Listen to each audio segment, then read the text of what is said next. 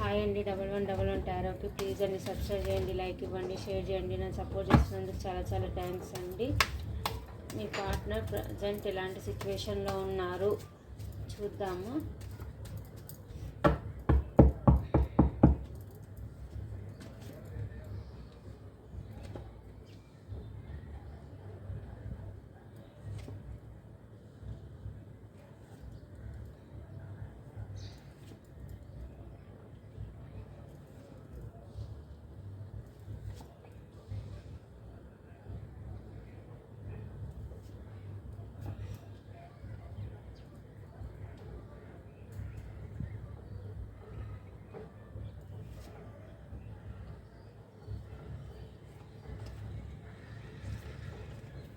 మీ partner వచ్చేసి present ఎలాంటి సిచ్యువేషన్లో ఉన్నారంటే, తను హ్యాపీ ఫ్యామిలీ, ఎక్కడైతే హ్యాపీ ఫ్యామిలీ ఉంటుందో అక్కడ ఉంటుంది అనేసి మీ నుంచి పాస్ట్లో మూవ్ ఆన్ అయి వెళ్ళిపోయిన పర్సన్ అండి. అక్కడే హ్యాపీనెస్, అక్కడే విష్ఫుల్మెంట్ అక్కడ అన్నట్టు మీ నుంచి పాస్ట్లో మూవ్ ఆన్ అయి వెళ్ళిపోయారనమాట.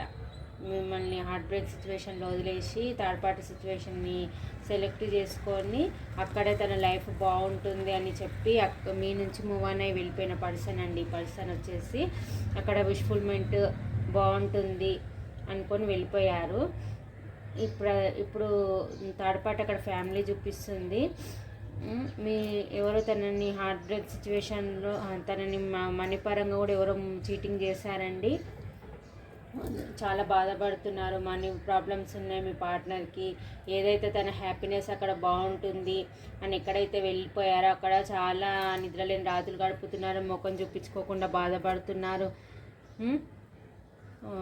హెల్త్ ఇష్యూస్ కూడా కనిపిస్తున్నాయి. చాలా హార్ట్ బ్రేక్ సిచ్యువేషన్లో ఉన్నారండి. నిద్రలేని రాత్రులు గడుపుతున్నారు. తన హ్యాపీగా అక్కడ లేరు.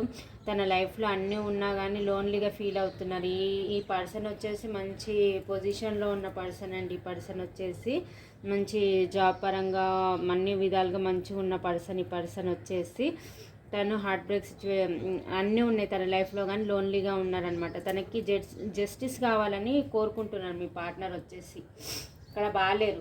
నాకు న్యాయం చేయి దేవుడు, నాకు న్యాయం చెయ్యి అని దేవునికి ప్రేయర్ చేసుకుంటున్నారు. దేవుని జస్టిస్ కావాలని అడుగుతున్నారు. చాలా రిగ్రెట్గా ఫీల్ అవుతున్నారు, చాలా బాధపడుతున్నారని, చాలా లోన్లీగా ఫీల్ అవుతున్నారు.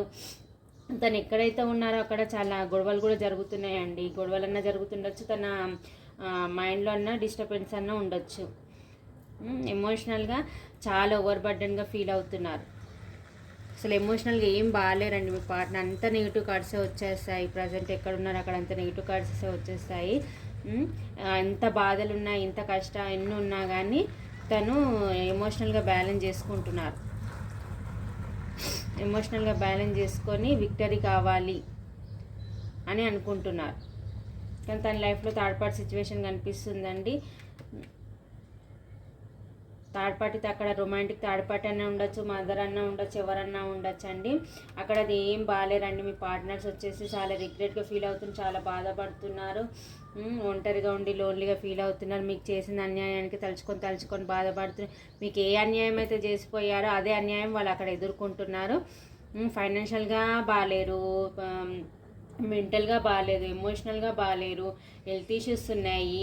అన్ని విధాలు ఎన్ని కష్టాలు పడాలో అన్ని కష్టాలు పడుతున్నారు అక్కడ.